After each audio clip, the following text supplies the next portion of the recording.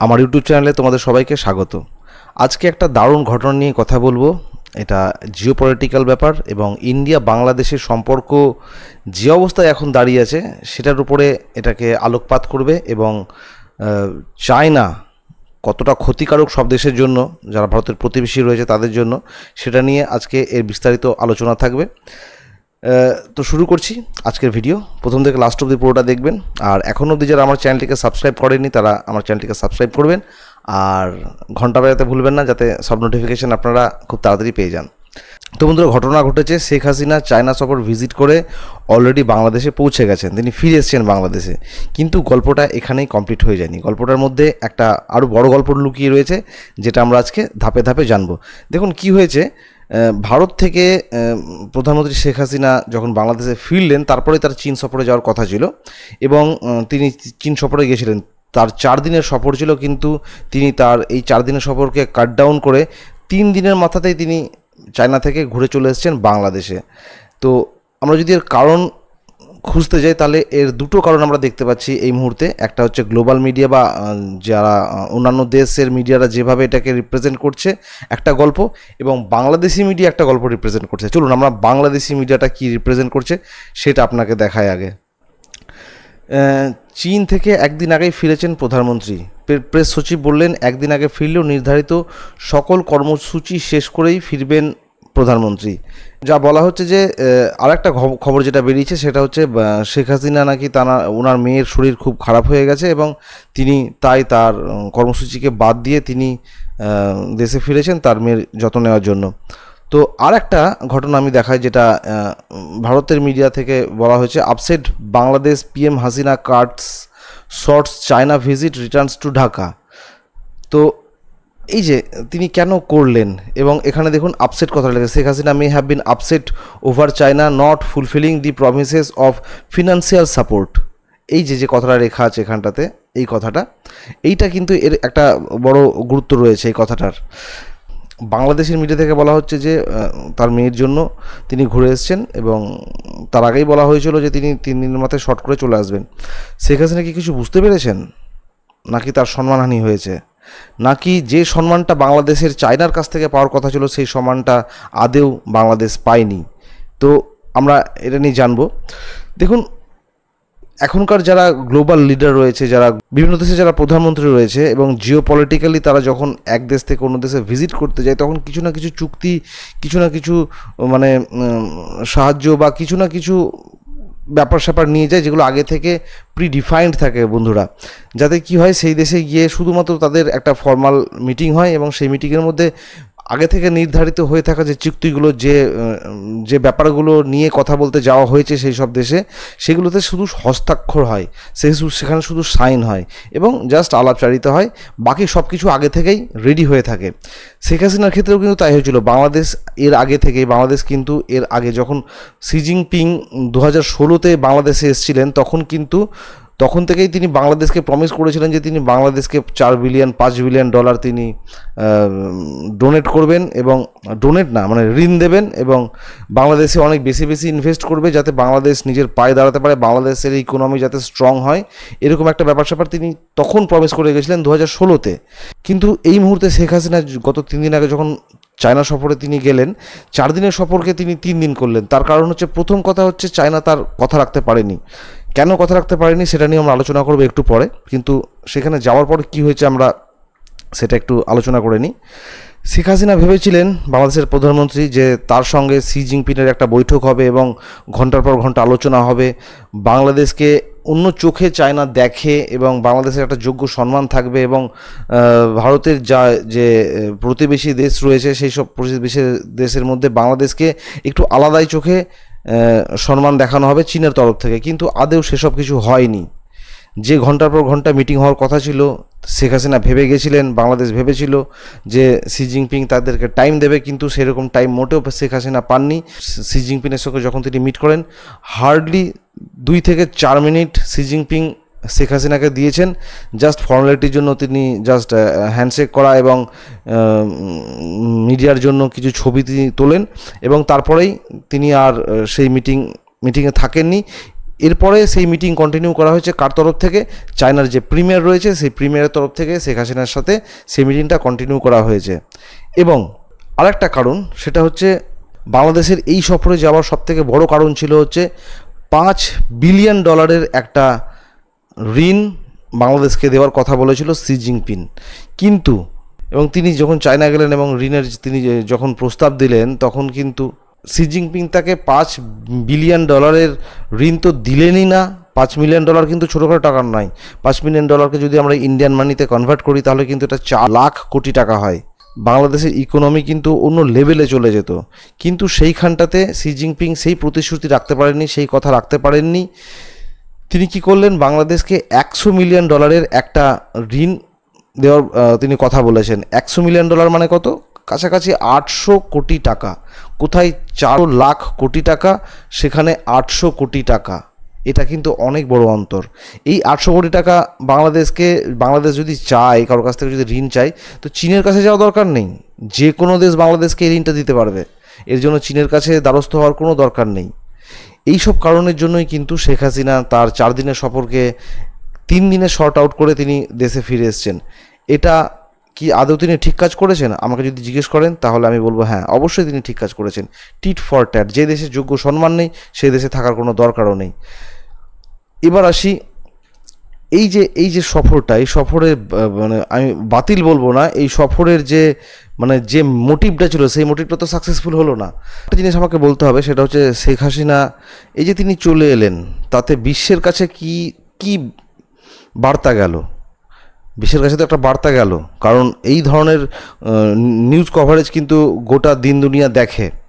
তো বিশ্বের কাছে তিনি একটা খুব পজিটিভ বার্তা দিলেন, খুব সাফ সুতরা একটা বার্তা দিলেন যে চায়না যে প্রমিসগুলো করে সেই প্রমিস কিন্তু রাখতে পারে না।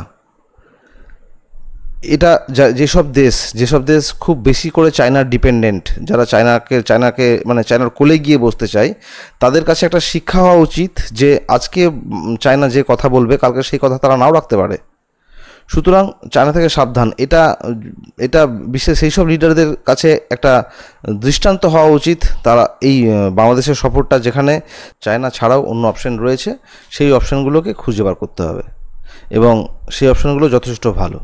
বাংলাদেশ কিভাবে চীনের থেকে বাঁচলো এটা প্রথমে জানতে গেলে চীনের যে ডেড ট্র্যাপ রয়েছে সেই ডেড ট্র্যাপটাকে জানতে হবে। ডেড ট্র্যাপ কি? পাকিস্তান যেভাবে চীনের কাছে ফেসে রয়েছে, পাকিস্তান যদি চায় যে আমি চীন থেকে আলাদা হয়ে যাবো, চীনের কথা শুনবো না, পাকিস্তানের 14 গোষ্ঠীর ক্ষমতা নাই যে চীনের কাছ থেকে ও বেঁচে যাবে। কারণ চীন এমনভাবে ওকে ফাঁদে ফেলে রেখেছে, সেখান থেকে বেরোনো একদম সম্ভব না। বাংলাদেশ এই ফাঁদ থেকে বেঁচে গেছে, এটা বাংলাদেশের কপাল ভালো। ঠিক আছে, এবার চীনের ডেড ট্র্যাপ যেটা হচ্ছে মরণ ফাঁদ যাকে বলা হয়, সেই মরণ ফাঁদ থেকে কিভাবে বাঁচলো সে নিয়ে যদি আমরা আলোচনা করি, প্রথম হচ্ছে চীন কি করে। চীন যে দেশের ইকোনমি অত বেশি স্ট্রং না, যে দেশ অর্থনৈতিকভাবে অনেক নিচু স্তরে আছে এবং খুব কষ্ট করছে অর্থনৈতিকভাবে, সেই সব দেশে কী করে, চীন প্রচুর টাকার ঋণ দিয়ে দেয়। তোমার টাকা লাগবে, দিয়ে দিচ্ছি, কারণ চীনের কাছে প্রচুর টাকা। ঠিক আছে, আর বাংলাদেশকে এই মুহূর্তে টাকা না দেওয়ার আরেকটা কারণ হচ্ছে 2016 যে শি জিনপিং আর এখনকার যে শি জিনপিং, সেই শি জিনপিংয়ের মধ্যে আকাশ পাতাল পার্থক্য। তখন চীনের বড় বড় প্রজেক্ট ছিল, বিভিন্ন দেশের কোম্পানিগুলো সেই দেশে ইনভেস্ট করেছিল এবং সেখান থেকে তাদের একটা ম্যানুফ্যাকচারিং হাব ছিল। এখন কিন্তু বেশিরভাগ দেশই চীন থেকে তাদের কোম্পানিগুলোকে সরিয়ে বিভিন্ন দেশে রিপ্লেস করছে। যেমন চীন থেকে বহুত কোম্পানি কিন্তু ভারতে চলে এসছে অলরেডি। তাছাড়া দক্ষিণ আফ্রিকার মতো কিছু দেশগুলোতে যেখানে চীনের প্রচুর বাইক সেল হতো, সেখানে কিন্তু ইন্ডিয়ান বাইক পৌঁছে গেছে এবং চীনের 146টা কোম্পানিকে কিন্তু সেখান থেকে সরিয়ে দিয়েছে। সেখানকার মানুষরা আর চীনের কোনো বাইক কেনে না এবং সেই দেশে চীনের কোনো আউটলেটও নেই বাইকের। তো 2016 চীন এবং 2024 চীনের মধ্যে অনেক পার্থক্য রয়েছে, সেটা বুঝতে হবে। এই কারণে কিন্তু চীন তার কথা রাখতে পারেনি। চীন কিন্তু সেই $5 বিলিয়ন যে প্রতিশ্রুতি সেটা রক্ষা করতে পারেনি। চীন কিন্তু বাংলাদেশকে সেই টাকা দিতে পারেনি। সেই জন্য $100 মিলিয়ন কথা তারা বলেছে, যেটা কাছাকাছি 800 কোটি টাকা। এবার ডেড ট্র্যাপটাতে আসি। চীন কী করে সবাইকে ঋণ দিয়ে দেয়, নাও তোমার টাকা লাগবে নিয়ে নাও, তোমার টাকা লাগবে তুমি নিয়ে নাও, তোমার দেশে ব্রিজ বানাতে হবে বানিয়ে দিচ্ছি, তোমার দেশে বন্দর বানাতে হবে বানিয়ে দিচ্ছি, তোমার দেশে এয়ারপোর্ট বানাতে হবে বানিয়ে দিচ্ছি, তোমার দেশে হাইওয়ে বানাতে হবে বানিয়ে দিচ্ছি, সব দিয়ে দেবে ওরা, সব দিয়ে দেবে। এবং তারা কীভাবে দেয়, প্রথমে তারা ঋণ দেবে। ধরুন বাংলাদেশকে, আমি মেনে নিলাম বাংলাদেশকে $5 বিলিয়ন ওরা ঋণ দিয়ে দিল। এবার কি করবে, বাংলাদেশে তো সেই রকম কোনো ইনফ্রাস্ট্রাকচার নেই যেখানে তারা ভালো ইঞ্জিনিয়ার, ভালো ইকুইপমেন্টস, যন্ত্রপাতি, ঠিক আছে, এইসব দিয়ে তারা কাজ শুরু করবে। ধরুন বাংলাদেশে একটা ব্রিজ তৈরি হবে, সেই ব্রিজ তৈরি করার জন্য যে ইকুইপমেন্টস দরকার, যে জিনিসগুলো দরকার, সেগুলো তারা কী করবে, সেগুলো তো বাংলাদেশে নেই। তাকে তো কোনো একটা বাইরের দেশের কোম্পানিকে তাকে সেটা টেন্ডার দিতে হবে। সেই টেন্ডার কী করবে, সেই টেন্ডার চীন নেবে। চীন বলবে আমি ব্রিজ বানিয়ে দিচ্ছি, এবং ব্রিজ বানিয়ে দেওয়ার জন্য ধরুন $100 মিলিয়ন খরচ হলো। সে $100 মিলিয়ন কোথা থেকে বাংলাদেশ দেবে, সে চীনের কাছ থেকে ধার নিয়েছে, সেইখান থেকে $100 মিলিয়ন চীনকে পেমেন্ট করলো। তার মানে এক কথায় চীন টাকা দিচ্ছে, চীন কাজ দিচ্ছে, এবং সেই টাকা ফেরত নিয়ে নিচ্ছে আবার, এবং ধারের মধ্যে ডুবে থেকে যাচ্ছে কে, বাংলাদেশ, অথবা যেই দেশটা সে তার কাছ থেকে টাকাটা নিয়েছে। এইভাবে আস্তে আস্তে আস্তে আস্তে এরকম বিভিন্ন ধরনের প্রোগ্রেস, বিভিন্ন ধরনের ইনভেস্ট করে করে যে $5 বিলিয়ন বাংলাদেশকে দেওয়া হলো, সেই $5 বিলিয়ন তারা শেষ করে ফেলবে।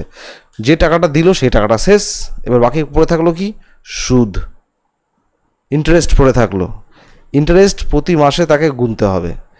এবার $400 বিলিয়ন তো, $5 বিলিয়ন তো ধার রয়েছে, তারপরে সুদ বাড়বে। সেই সুদ বাড়তে বাড়তে এমন একটা সময় বাংলাদেশের কাছ থেকে চীন বলবে, না এবার টাকা ভাই আমাকে তুমি দিয়ে দাও, তোমার সময় হয়ে গেছে, আমি আর করতে পারছি না, নাহলে তোমাকে আরও বেশি পরিমাণ সুদ দিতে হবে। বাংলাদেশ কী করবে, দিতে পারবে না, জেনারেলি সাধারণত পারে না আর কি। যারা অর্থনৈতিক দিক দিয়ে একটু স্ট্রাগল করে যেসব দেশ, সেসব দেশের কিন্তু অত তাড়াতাড়ি টাকা ফেরত দেওয়া সম্ভব হয় না। তখন চীন কী করবে, চেয়ে বসবে। কী চেয়ে বসবে, তোমার একটা বন্দর আমাকে দিয়ে দাও, তোমার একটা সুন্দরবনের আইল্যান্ড আমাকে দিয়ে দাও, তোমার এই এয়ারপোর্ট আমাকে দিয়ে দাও, তোমার ওই জায়গাটা আমাকে দিয়ে দাও। এরকম করে কোনো একটা জায়গা, ভূখণ্ড বা কোনো একটা তাদেরই তৈরি করা কোনো একটা জিনিস তারা চেয়ে বসবে, এবং বাংলাদেশকে তখন বাধ্য হয়ে সেই জায়গাটা 100 বছরের জন্য, 150 বছরের জন্য, 99 ইয়ার্সের জন্য তাদেরকে দিয়ে দিতে হবে। আর একবার সেই জায়গা যদি চীন দখল করে নেয়, সেটা কিন্তু ফেরত পাওয়ার আর কোনো উপায় নাই। এটাই হচ্ছে চীনের ডেড ট্র্যাপ। $5 বিলিয়ন পায়নি, ঠিক আছে, কিন্তু এই মরণ ফাঁদ থেকে তো বাংলাদেশ মুক্তি পেল। আচ্ছা, একটা লাভ হলো, ক্ষতি কী হয়নি বাংলাদেশের? অবশ্যই বাংলাদেশের ক্ষতি হয়েছে। কি ক্ষতি হয়েছে? বাংলাদেশের যে ইকোনমিক যে গ্রোথটা হয়ে যেত এই টাকাটা পেলে, সেই গ্রোথটা হয়তো আটকে গেল। কিন্তু বাংলাদেশের লোক যেভাবে উঠে পড়ে লেগেছে, বয়কট অমুক, বয়কট তমুক, তাতে মনে হয় না বাংলাদেশের, এরা দুদিন পরে চায়নারও কোনো প্রোডাক্ট বয়কট করে দিতে পারে। তো কোনো দেশ তার দেশে ইনভেস্ট করতে আসবে কেন, কিসের জন্য আসবে? একমাত্র ভারত এইসব ব্যাপারকে পাত্তা দেয় না।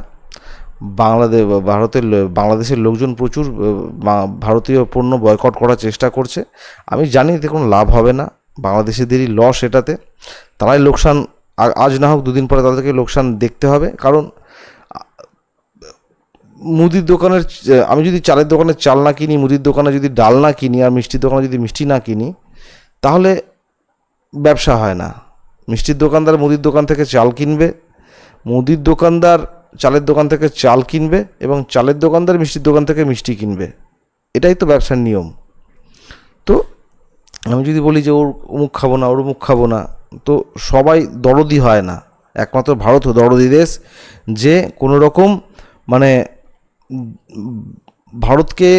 ভারতের প্রধানমন্ত্রীকে গালাগালি দেওয়া সত্ত্বেও ভারতের মানে অ্যান্টি ভারত স্লোগান তুলে ইলেকশন জেতা লোককেও ভারত $50 মিলিয়ন হেল্প করে।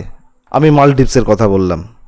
তো যাই হোক, দরদি সবাই হয় না। দরদি কিছু কিছু দেশ থাকে যারা সত্যি সত্যি সেই সব দেশের মানুষজনকে হেল্প করতে চায়, সেই দেশের ইকোনমিতে হস্তক্ষেপ করতে চায়, যে ভাই তোমরাও এগোও, আমি তো এগোচ্ছি, তোমরাও এগোও। কারণ আমি যদি একমাত্র বাড়ি আর আমার আশেপাশে যদি কেউ না বাড়ে, সেই বাড়ার যে ইকোনমিক গ্রোথ, সেই ইকোনমিক গ্রোথের কোনো দাম থাকে না। ঠিক আছে? তো ভারত চাই আশেপাশে, ভারত শ্রীলঙ্কাকে কেন সাহায্য করছে, ভারত মালদ্বীপকে কেন সাহায্য করছে, ভারত নেপালকে কেন সাহায্য করছে, ভারত ভুটানকে কেন সাহায্য করছে? শ্রীলঙ্কাকে ভারত যেভাবে সাহায্য করেছে, কারণ ভারত জানে যে আমার প্রতিবেশী যদি ঠিকঠাক ভালোভাবে না থাকতে পারে, তো আমার ভালো থেকে কোনো লাভ হবে না। আমার গ্রোথ আমার প্রতিবেশীদের গ্রোথ সমেত হবে। তো বাংলাদেশ যত তাড়াতাড়ি এই ব্যাপারটা বুঝে যাবে, চীনের ডেট ট্র্যাপ থেকে তো বেঁচে গেল। আমি জানি না পরবর্তীকালে হবে কি না এই ধরনের আর বাবার কোনো মিটিং, বা হয়তো দেখা গেল চীন নিজের ভুলটা বুঝতে পেরে হয়তো বাংলাদেশকে ফাঁসানোর জন্য আবার টাকা দিয়েও দিতে পারে। আমি জানি না ভবিষ্যৎ কী হতে চলেছে। তবে বাংলাদেশে মানুষদেরকে বলবো, শেখ হাসিনা যা করেছেন উনি ঠিক করেছেন, উনি ফিরে এসছেন, উনি যোগ্য সম্মানটুকু পাননি। যেখানে যোগ্য সম্মান নেই সেখানে থাকার কোনো দরকার নেই। আচ্ছা, এবার আসি তাহলে এবার কি হবে বাংলাদেশের? এই যে টাকাটা পাওয়া গেল না, তাহলে কি বাংলাদেশের গ্রোথ আটকে যাবে? না, আটকাবে না। বাংলাদেশ দেশ হিসাবে যথেষ্ট ভালো দেশ, এবং শেখ হাসিনা একজন স্ট্রং লিডার ওখানকার, এবং আমি জানি শেখ হাসিনা তার দেশের জন্য কিছু না কিছু করে নিতে পারবেন। তিনি ভারতের কাছে যদি আসেন, ভারত আমার মনে হয় না তাকে নিরাশ করবে। শুধু তারা যদি ভারতের কাছে নাও আসতে চায়, যে না ভারতের কাছে যাব না, আমি অন্য দেশের কাছ থেকে নেব, আমার মনে হয় না অন্য কোনো দেশ বাংলাদেশকে না বলবে। কারণ বাংলাদেশের সেই ক্যাপাবিলিটি রয়েছে, সেই ক্ষমতা রয়েছে যে ঋণ নিজের দেশের জনতা, আমি বাংলাদেশের যারা মানুষজন রয়েছে তারা বাঙালি, আমি নিজে যেহেতু বাঙালি, আমি বাঙালি হয়ে বাঙালিদেরকে খুব সাপোর্ট করি, তাতে অন্য দেশেরই বাঙালি হোক না কেন। আর বাঙালির আমি ক্যাপাসিটি জানি, বাঙালি কী করতে পারে আর কী না পারে। তাই আমার দৃঢ় বিশ্বাস যে বাংলাদেশের মানুষ যে টাকায় তারা ঋণ নিক না কেন, সেই টাকা শোধ করার ক্ষমতা তাদের রয়েছে। তো বন্ধুরা, আই হোপ এই ভিডিও থেকে আমি যে বার্তাগুলো আপনাকে দিতে চেয়েছি আপনারা সবটাই বুঝতে পেরেছেন। যদি কোনো কোয়ারিজ থাকে, যদি কোনো জিজ্ঞাসা থাকে, আপনি নিশ্চয়ই আমাকে আমার কমেন্ট বক্সে জানাতে পারবেন। আর আগের বাংলাদেশ নিয়ে যে ভিডিওটি ছিল সেই ভিডিওতে আপনারা যথেষ্ট ভালোবাসা দেখিয়েছেন, অনেক বেশি ভিউ দিয়েছেন এবং অনেক বেশি সাবস্ক্রাইব হয়েছে সেই ভিডিও থেকে আমার। আশা করি এই ভিডিওটা আপনাদের ভালো লাগবে। আমি এই ভিডিওতে মোটামুটি আমি 5K ভিউজ আশা করছি। ছোট চ্যানেল, বড় চ্যানেল নেই, 5K আশা করি যেন আপনারা এই ভিডিওটা দেখবেন এবং শেয়ার করবেন। তো বন্ধুরা, আজকের জন্য এটুকুই। দেখা হবে আগামী ভিডিওতে। সবাই সুস্থ থাকবেন, সবাই ভালো থাকবেন।